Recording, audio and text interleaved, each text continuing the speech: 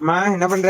சமையல் ஆச்சா? இன்னைக்கு ஞாயிற்றுக்கிழமை காலையில எதுவும் செய்யல. ஆமாப்பா எடுத்து வந்து இவ வேற டார்ச்சர் பண்றான். அங்க தடை போட்டு கூட வந்துடுறாங்க, போய் தாடி வந்துடுறாங்க. எதையும் வைக்க விட மாட்டேங்கிறா. கீழே அண்டாங்கன்னா நல்லா ஊட்டிட்டே இருக்கிறா.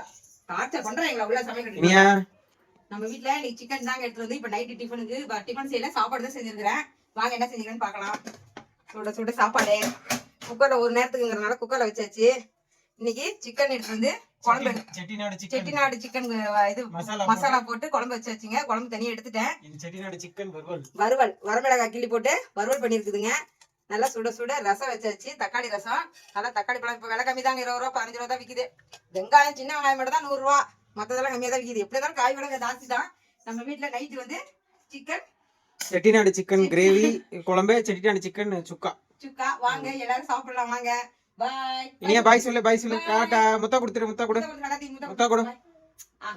கொடுத்துருங்க. சரி டாடா டாடா. பாய் பாய்.